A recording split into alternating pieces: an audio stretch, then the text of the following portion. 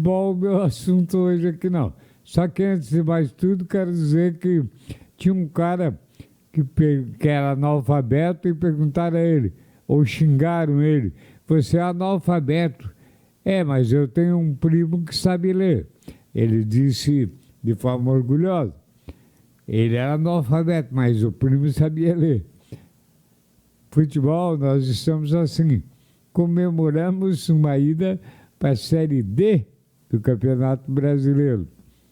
É meio pobre isso, mas aquela velha história, se não tem tu, vai tu mesmo. Ah, antes que eu esqueça, feliz ou infelizmente, eu digo feliz ou infelizmente porque gosto muito da pessoa, infelizmente aconteceu. Felizmente para alguns, não servia. Fabinho Santos não é mais técnico do Joinville. O assunto que tem me chamado a atenção nos últimos dias foi de uma senhora que morreu atropelada, mais uma, em cima da faixa de pedestre. Ela estava atravessando, um carro parou, outro inadvertidamente veio e atropelou e ela morreu. Claro que nas rodas de padarias, farmácias, barbearias, botecos, o assunto é o assunto para ser discutido, ou todo mundo fala. Só que vamos refletir em cima de uma coisa. Claro que esse motorista está condenado antes de mais nada. Já foi julgado, condenado e acabou. Como é que pode não parar? Amanhã vai ter amanhã não, hoje já tem um inquérito policial, vão se analisar várias coisas e posteriormente, ainda bem que existe ele, um juiz para decidir o que é que vai acontecer. Mas o cara já está condenado por antecipação. Até aí, não que tudo bem.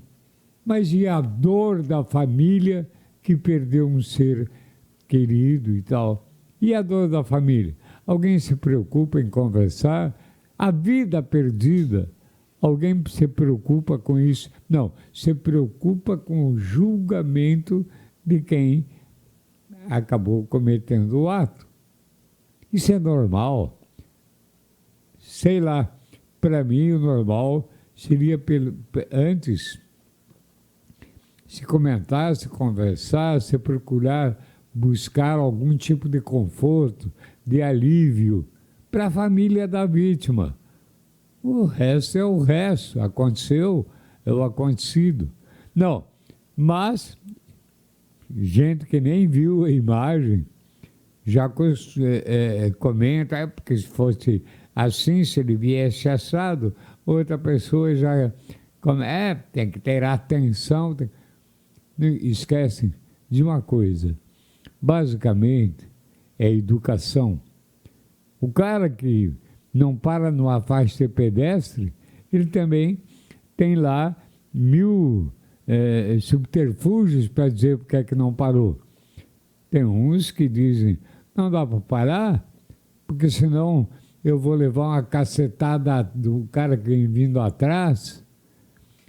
Preservar o carro primeiro. A vida não vale tanto quanto seu carro. O outro, eu vou parar para o cara ficar buzinando atrás de mim. A buzina em cima da sua honra de grande motorista é muito mais do que uma vida perdida. Ou não, as coisas não são assim? É por isso que eu gosto de pedir sempre a vocês que não é que me esclareçam, que dê as suas opiniões, pode ser contrária, não há problema nenhum.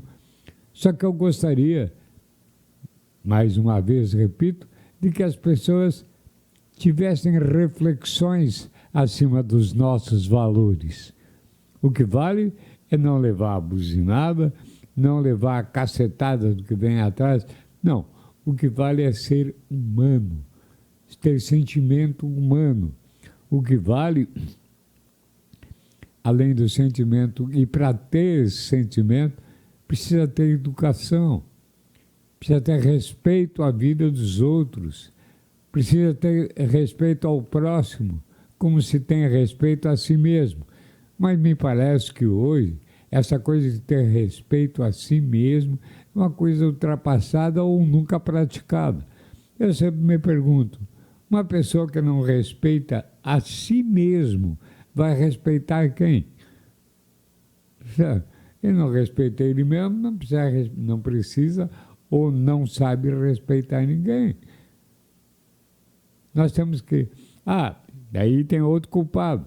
A prefeitura, a sinalização, mas ninguém está fazendo reflexões acima da perda da família de quem morreu. É normal. Nós estamos mais ou menos no fim dos tempos, também não. Não é uma saída dizer isso, é o fim dos tempos. Não é assim. Ou não deveria ser, pelo menos. Os entendedores de lei de trânsito, às vezes o cara nem tem carteira, mas sabe toda a lei de trânsito dele, né? Dele. Por isso, ainda bem que há inquéritos, há gente especializada que culpa ou absolve, né, quem acabou provocando um desastre dessa natureza. Deus queira de que a família dessa pessoa que morreu encontre abrigo cristão, encontre solidariedade e tenha coragem para enfrentar uma desventura dessa da vida. Porque só isso. Senão, eternamente teremos os expertos, fora aqueles que ainda param para fotografar um corpo caído no chão. Medo. Fazer o quê? Como disse um dia o poeta, um dia eu tinha um encontro marcado comigo mesmo. Ainda bem que nenhum de nós apareceu no encontro. Daqui a pouco tem Osman, mas eu volto já com o segundo bloco do nosso spoiler. Até já.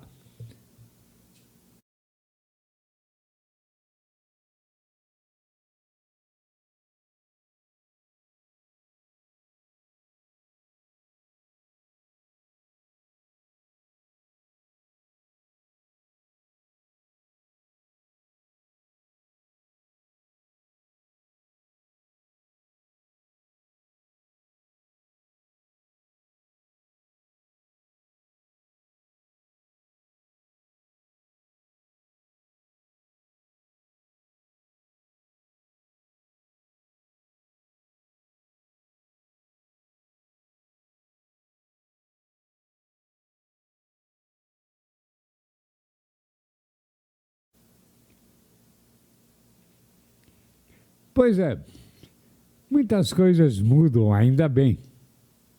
Lembro que quando cheguei em Joinville há mais de 50 anos, eu sou cor de taquara queimada. Eu costumo dizer que eu não sou nem bom dia nem boa noite. Então eu sou 6h30. 6h30 não é boa tarde, não é mais, e não é boa noite ainda, é lusco-fusco. Mas quando cheguei aqui,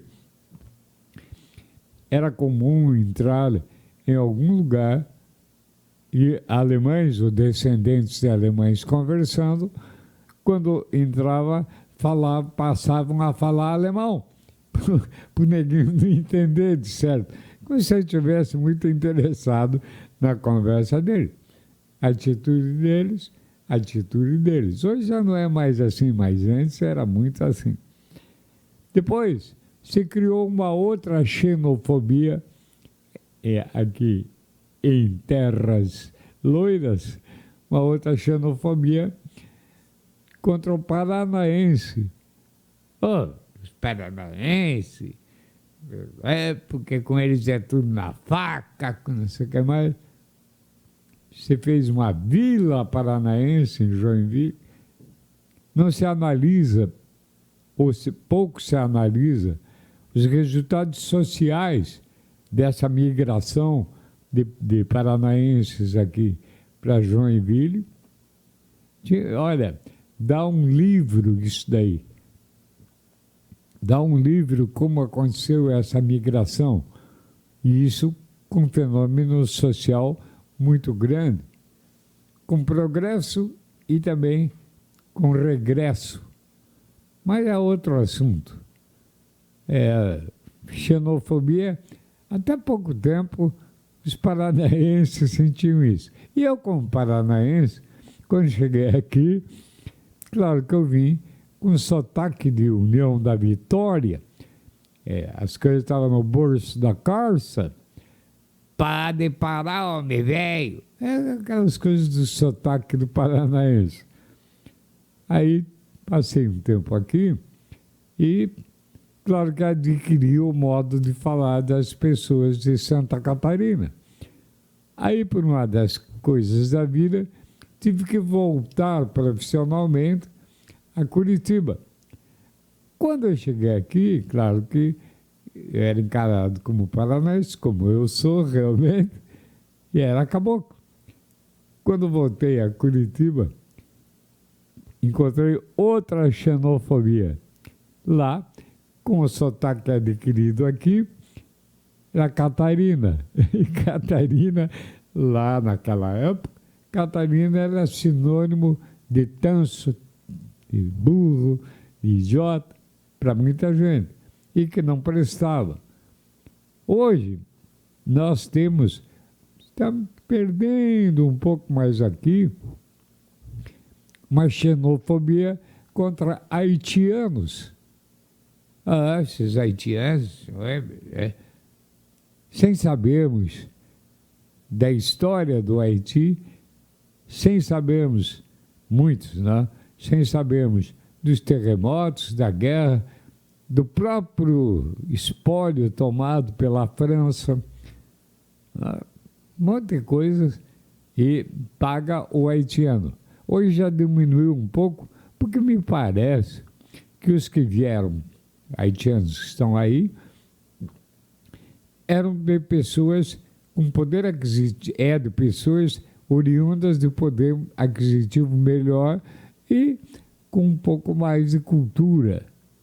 Comum haitianos falarem francês, espanhol e aqueles modos de falar que são da terra.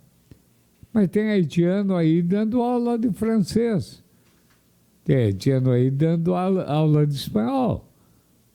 Claro que também tem haitiano com curso superior trabalhando em profissões de menor capacidade, de menor qualificação técnica. Conheci um aqui que é advogado no Haiti e hoje é porteiro de um prédio. Nada contra ser porteiro do prédio, mas a qualificação profissional era maior, ele adquiriu, só que não vale. Se você for analisar, será que não é o seguinte? Essa coisa de xenofobia não é relacionada novamente, única e exclusivamente ao dinheiro, ao egoísmo? Por que o dinheiro? Porque a primeira coisa que alguém diz, veio tomar o nosso emprego. E não é aqui, é no mundo inteiro, principalmente nos Estados Unidos. Esse imigrante veio aqui tomar nosso emprego, tomar nosso dinheiro, como se os Estados Unidos não fossem um país colonizado, industrializado e ficado rico em cima de imigrantes. Esquece isso. Quando é para defender a sua... Sabe, meu amigo Hildo Campelo, um dia falando comigo, disse: eu creio que existe preconceito no Brasil, mas o maior preconceito brasileiro é o preconceito social. Por quê? Pelo fato, exemplo, se viesse o Pelé, na época estava no auge, se o Pelé viesse nos visitar aqui, você acha que alguém trataria ele como negão? Estender-se-ia tapete vermelho na sociedade mais branca que existia aqui, para ele entrar. Só que as coisas, como eu disse, mudaram muito. Existe o preconceito social. Mas ainda hoje o Vini Júnior, o Vinícius Júnior, não é atacado, tem um monte de dinheiro, mas não é atacado com preconceito, macaco, não sei o que mais, sendo um astro do futebol. A pergunta é a seguinte: será que não é coisa de torcida de time, que a única coisa que tem que pegar no pé do neguinho é de que ele é preto? E se queima, se chamarem de macaco, tal, claro, quem não se queimaria? Então não volta a ser preconceito social? Não. É mais uma vez essa insanidade que o público de futebol é levado para atacar ou defender a sua torcida, mas basicamente, mais uma vez, pela vaidade, pelo eu é quem mando, porque é o meu time. Para com isso. E assim vamos indo. E assim não sei até quando. O que falta é respeito humano por si mesmo. Quando se respeitar a si mesmo, respeita-se com mais facilidade os outros. É o mundo que vivemos, ou não? Aliás, você podia se inscrever nas redes sociais em RLC Oficial, tanto no YouTube, Facebook, aliás, RLC Comunicações Oficial. Tanto faz, Facebook, YouTube. Aliás, fazendo isso, quem sabe sobra uma graninha para alguém ter preconceito social contra o liso aqui. Osmar, vem aí. Um abraço. Até amanhã.